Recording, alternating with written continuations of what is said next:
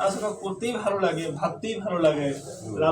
লালনের দর্শনকে, হ্যাঁ, একটু দুই একটা কথা ভাবতে ভালো লাগে বলেই আলোচনাগুলো আসে। এমন কিছু নয় যে আমরা পারি, আমি পারি, তাই না?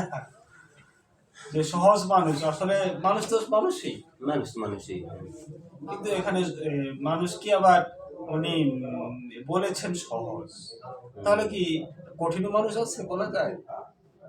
অবশ্যই আছে, কথাটা উনি কেন এইভাবে বলছেন?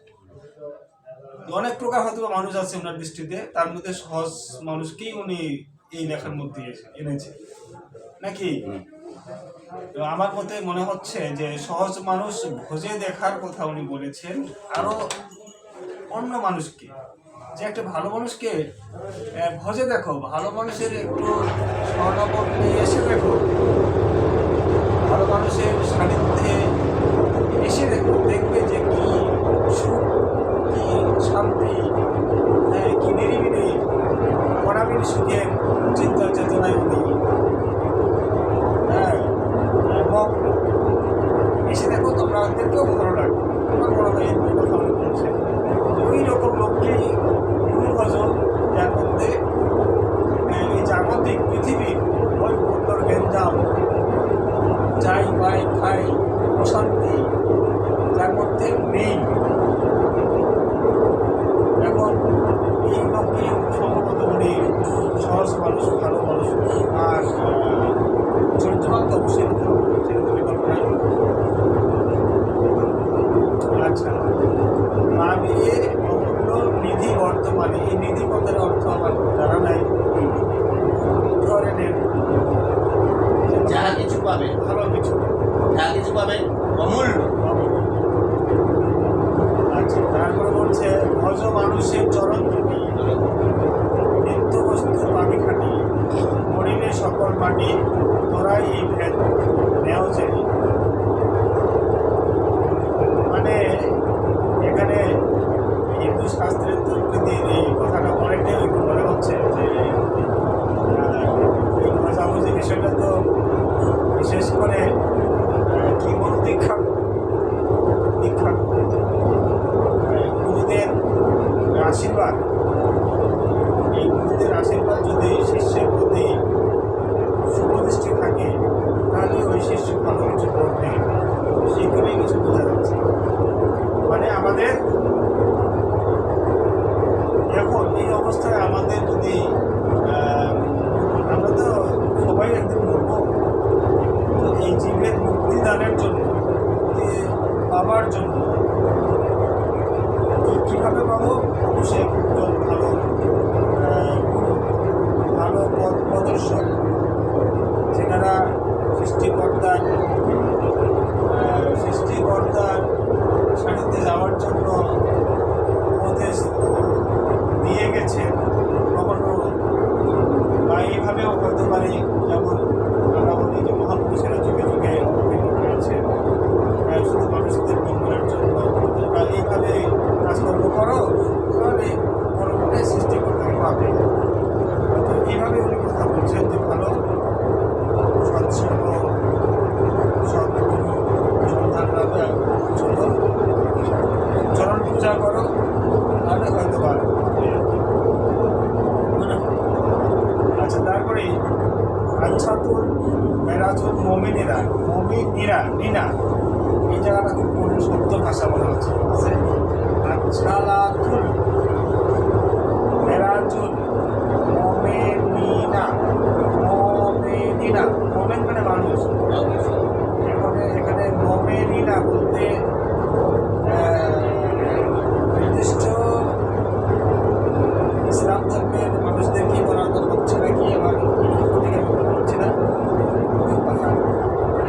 জানো এই নামাজের ঘৃণা, জানো সেই নামাজে ঘৃণা, বিশ্বাসীদের দেখাশোনা কারণ হয় এই জায়গাটা আমার কাছে। আচ্ছা, আপনি একটু, আমি শুনে বলতেছি, আপনি শুনেন দিকে দেখুন।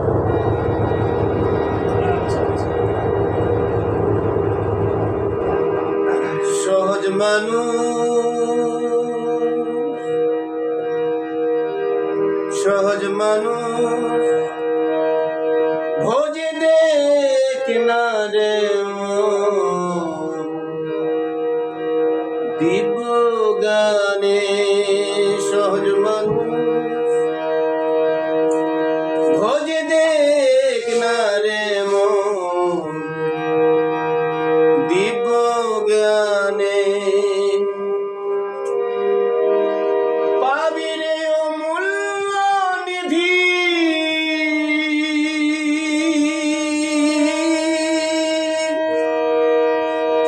পাবি রে অমূল্য নিধি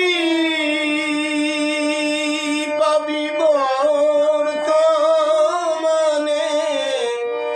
পাবি বর্তমানে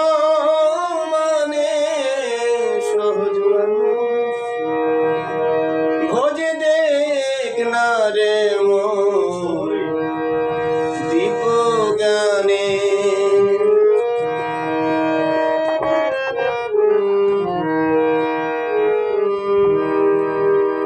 ভজ মানুষের চরণ দুটি নিত্য বস্তু পাবি খাটি ভজ মানুষের চরণ দুটি নিত্য বস্তু পাবি খাটি মরিলে সকল মাটি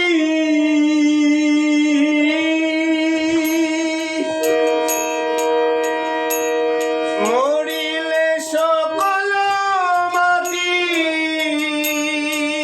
তোরাই এই ভেদ নাও জেনে তোরাই এই ভেদ নাও জেনে সহজ